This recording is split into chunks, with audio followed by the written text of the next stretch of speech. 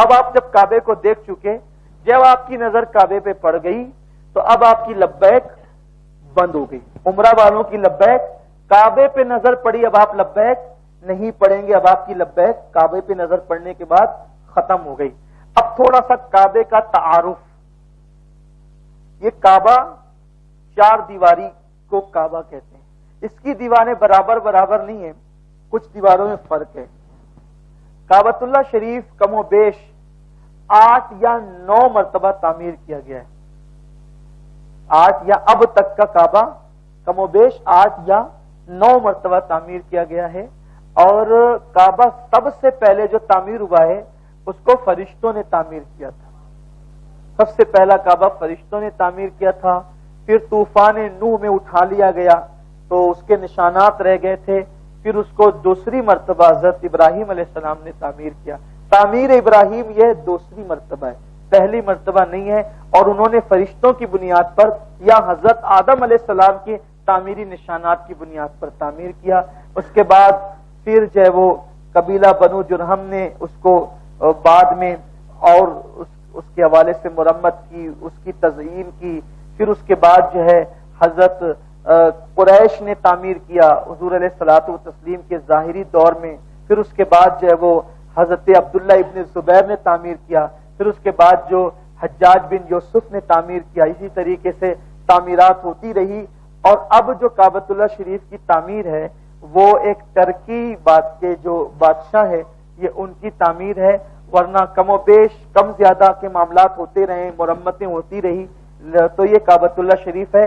یہ جو دیواریں ہیں اس کو کعبہ نہیں کہتے، بلکہ کعبہ زمین کے اصل اس حصے کا نام ہے جو زمین کا بالکل بیچ سینٹر ہے، اس کو کعبہ کہتے ہیں.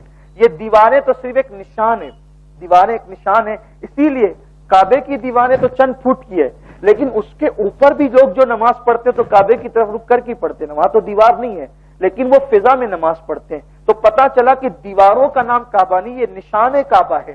اصل کعبہ جو ہے وہ زمین کے اس خطے کا نام ہے جو نیچے نیچے نیچے تحت الثری تک اور اوپر اوپر اوپر عرش اعظم تک وہ پورا کعبہ ہی ہے. اللہ نہ کرے، 1000 بار نہ کرے کہ کبھی کعبے کی دیواریں ٹوٹ بھی جائے تو بھی مسلمان جب نماز پڑھیں گے تو اسی طرف رک کر کے پڑھیں گے، کیونکہ کعبے کی دیواروں کا نام کعبہ نہیں بلکہ زمین کے اس ٹکڑے کا نام کعبہ ہے جو بالکل بیچ سینٹر کے اندر موجود ہے.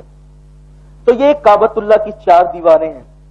4 دیواروں میں یہ پہلا کونا ہے نشانی کے لیے، جس کونے کے اندر حجر اسود لگا ہوا ہے. جس کونے کے اندر، اس کونے کو رکن کہتے ہیں. کعبے کے جو چاروں کونے ہیں ان کو کیا کہتے ہیں؟ رکن کہتے ہیں. رکن کیا کہتے ہیں؟ بولیے ذرا سب مل کے کیا کہتے ہیں؟ رکن کہتے ہیں. تو یہ جو پہلا کونا ہے جس میں حجر اسود لگا ہے اس کو رکن اسود کہتے ہیں. رکن اسود اس کو کیوں کہتے ہیں؟ کیونکہ اس کے اندر حجر اسود لگا ہوا ہے اور یہ کونا سب سے افضل ترین کونا ہے. اور یہ حجر اسود والے کونے کو رکن اسود کہتے ہیں اور اس کو رکن ہندی بھی کہتے ہیں. اس کو رکن ہندی اس لیے کہتے ہیں کہ اسی طرف ہمارا ملک ہندوستان ہے، اس لیے اس کو رکن ہندی بھی کہتے ہیں. اور الحمدللہ ہم ہندوستان والے جس طرف رک کر کے نماز پڑھتے ہیں وہ سب سے افضل کونا ہے جدھر حجر اسود لگا ہوا ہے. یعنی ہم لوگ جب نماز پڑھتے تو ہمارا رخ جو ہے وہ اسی کونے کی طرف ہوتا ہے. الحمدللہ تعالی، اللہ تعالیٰ کا یہ فضل ہے. الحمدللہ علی احسانی. تو یہ رکن اسود ہے.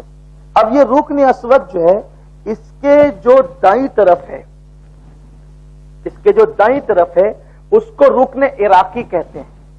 اس کو رکن عراقی اس لیے کہتے ہیں، دائیں طرف اس کے طرف وہ ملک عراق ہے.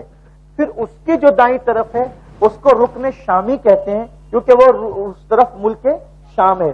اور اس کے جو دائیں طرف ہے اس کو رکن یمانی کہتے ہیں اس لیے کہ اس طرف ملک یمن ہے. یہ 4 کونے ہو گئے. اب ان 4 کونوں میں جو رکن اسود ہے، رکن اسود سے لے کر اس کی جو دائیں طرف ہے ایک دروازہ ہے، دروازہ جو سونے کا ہے، اس کو باب الکعبہ کہتے ہیں. کعبے کا دروازہ اس طریقے سے دروازہ ہوگا، یہ باب الکعبہ. اور پھر یہ کعبے کا دروازہ اور رکن اسود، ان دونوں کے درمیان کی جو جگہ ہے، چھوٹی سی جگہ ہے دیوار، اس کو ملتزم کہتے ہیں. ملتزم مطلب چمٹنے کی جگہ. یہاں جا کر سینہ لگانا ہوتا ہے اور ہاتھ ملنے ہوتے ہیں، دعائیں کرنی ہوتی ہے.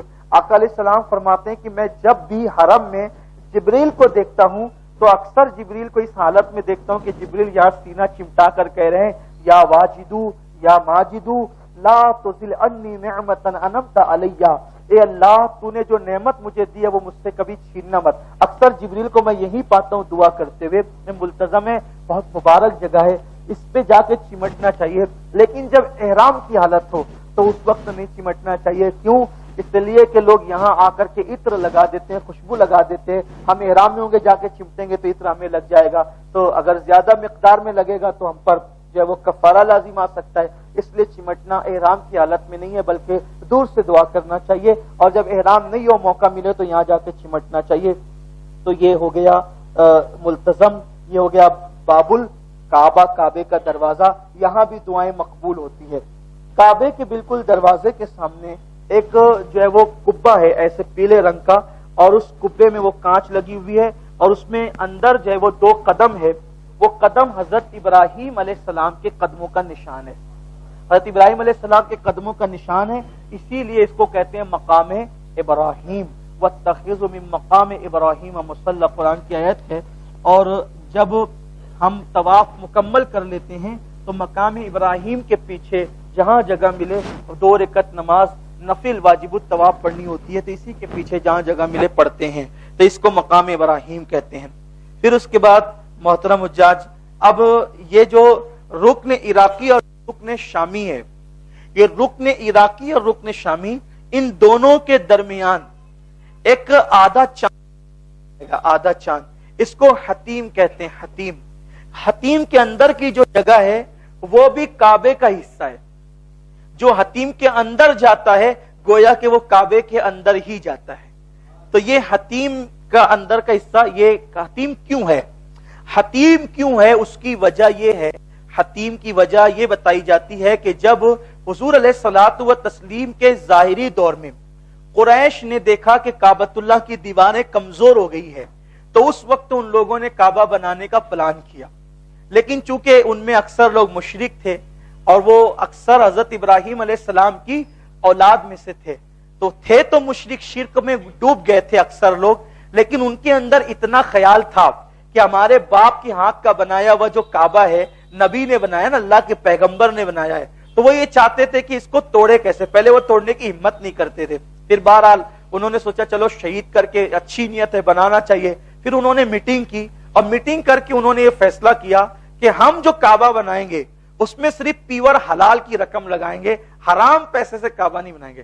ان کے پاس پیسے تھے، حرام کے بھی تھے، حلال کے بھی تھے، لیکن انہوں نے کہا اللہ کے گھر میں، دیکھو مشرک تھے، کافر تھے، لیکن ان کو اتنا خیال تھا اللہ کے گھر کا کہ ہم لوگوں کو حرام پیسہ اس میں نہیں لگانا ہے، حلال لگانا ہے، تو انہوں نے حلال جمع کیا، تو حلال اتنا جمع ہوا کہ اتنی عمارت بن سکی، پوری عمارت نہ بن سکی، تو ان لوگوں نے سوچا کہ اب جو اتنی جگہ بچی ہے، اب پیسے تو ختم ہو گئے، تو کیا کرنا چاہیے؟ تو ان لوگوں نے یہ آدھا چاند کا نشان بنا دیا تاکہ لوگوں کو پتا رہے کہ کعبہ اتنا نہیں ہے بلکہ کعبہ یہاں تک ہے، لیکن پیسہ ختم ہو گیا۔ اب پیسہ ختم ہو گیا تو کیا کریں؟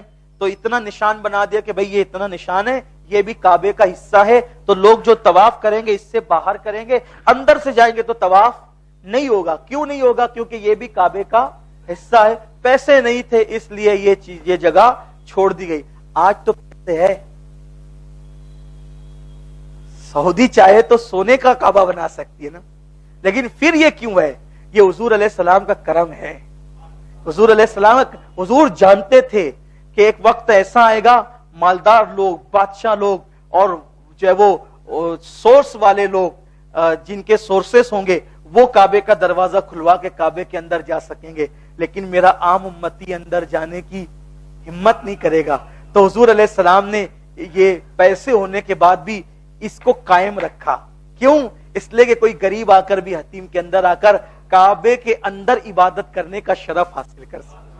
ایک کعبے کے دروازہ کھلوا کر تو ہم نہیں جا سکتے، لیکن حضور علیہ السلام نے تو حتیم کے دروازے 24 گھنٹے کھلوا دیے ہیں کہ تم بھی کعبے کے اندر جا کر عبادت کرنے کا شرف حاصل کر سکتے ہو۔